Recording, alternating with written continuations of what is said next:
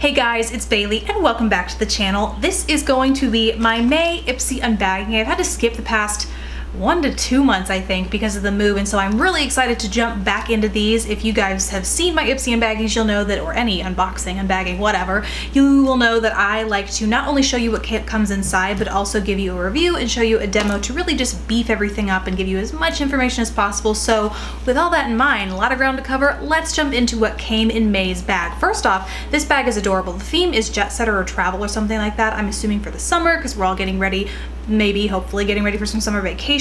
So this is a nice sizable bag, and it's from the brand Breakups to Makeup, which I think I've seen at Sephora. So it's actually a branded bag, which is kind of cool, and it has VIP, very important products inside. So when you actually look inside, the first thing I want to talk about is kind of a freebie. This isn't actually included in the products that come in my bag. I think everyone got some of these.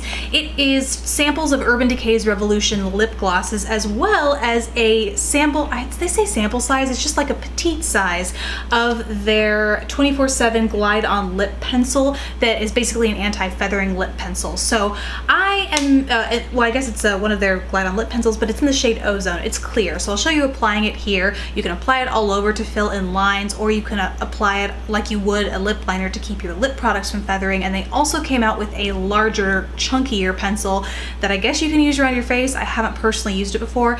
I don't necessarily, this isn't a necessity in my everyday makeup routine. I don't tend to have problems with lip products feathering, and in fact I recently did have lip products that feathered, and when I did try it out with those, it didn't really help. So this is not my favorite product. However, these lip glosses are phenomenal, and it's funny because the lip glosses that I was just talking about were those from Hard Candy. They are the Fierce Effects Daring Lip Glosses. Feathered like crazy on me. They're a great gel formula that glide on the lips, very thin and high shine, but they feathered like crazy. So it was really interesting to get to try these new lip colors out. The two that I got, and I'm sure everybody got, are Fail Bait, which I'm wearing right now, and then Bittersweet, which is this really gorgeous purpley violet shade that I will show you applying as well.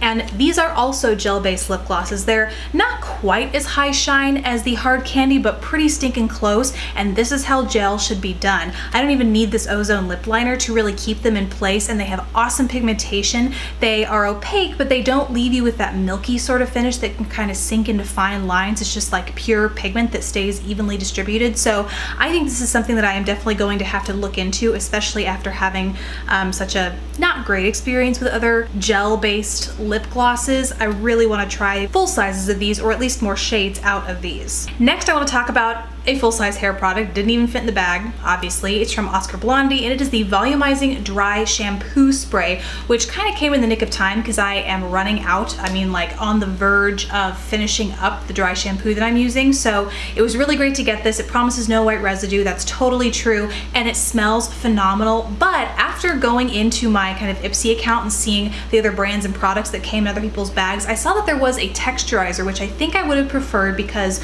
while this does wick up excess moisture, which is good for like second and third day hair, I tend to prefer a texturizer that will give me lots of body and volume. As you can see, I don't have any extensions in, I haven't curled my hair, and it is pretty flat and lifeless, and so I tend to prefer texturizers to give it that little extra bit of boost and texture. So I really like this. If you don't have issues with volume, this might be great for you, and it smells, like I said, phenomenal, but I do wish I had gotten to try the texturizer. Speaking of looking in my account, I realized I misspoke when I said that this Ozone wasn't part of the products that came in this month's bag. This actually was the lip glosses themselves, were kind of the freebie samples. Next product is a face cream. I'm not super excited about it, number one, because of the size. It's so hard to get a feel for how this is going to fit into your skincare routine on a daily, weekly, even monthly kind of basis, when you can really only get about a week's worth of use out of it.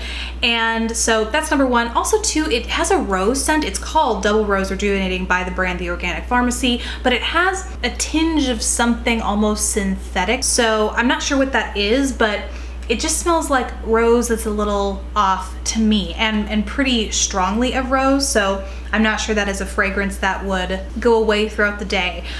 Still, it did leave my skin really soft, and it might be a little bit heavy for my skin because I am combination and acne prone at that, but I really do like the way it feels on like my knuckles and my elbows, so I will be using it for that. It will not go to waste. Next is a product that I am surprisingly excited about it. It was kind of the dark horse in the bag for me. I thought this was going to be a basic black eyeliner. It is from the brand Bella Pierre Cosmetics. It's the gel eyeliner in the shade Ebony or number 2. I'm not sure if that refers to the softness like it would any other pencil or if that is the shade. But it's a basic black eyeliner, and I thought that is all it was going to be. This thing is probably it puts down so much product, whether it is on your upper lash line or your waterline. It is a true gel eyeliner in that way, and it goes on so opaquely and has an amazing lasting power. And if you watch me for a while, you'll know that something I've struggled with is applying product and then keeping it in my waterline. I have somewhat easily irritated eyes, not so much by ingredients, but I just have allergies and dry eyes, and so it makes it really hard for product to stick and then stay there throughout the day.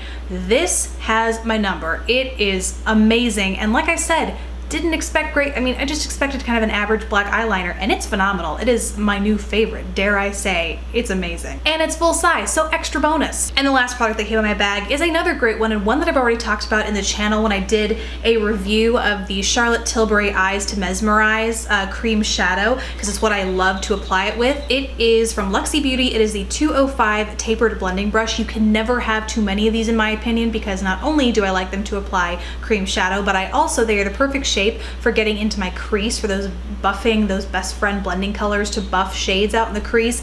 This is a number 1 go-to shaped brush, and it's not the first time I've tried Luxie Beauty. I think in the last Ipsy video I made, I got a Luxie Beauty brush in that bag as well. It was a face brush, and I was really impressed with the quality, and they are not super expensive, but they're not a cheap brush line by any means, and so it adds a lot of value to this bag to get a full-size brush like this. And the other nice thing is, after having tried that brush a few months back and being able to use it for a while, I can safely say that they wash really well. They have performed no shedding, no anything like that. They perform really nicely, so this will definitely stand up to the test of time, I can tell already.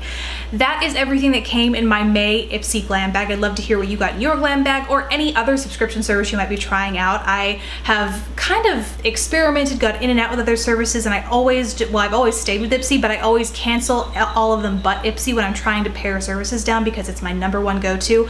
But if there's another service out there that I need to know about, I would love to hear about it in the comments below.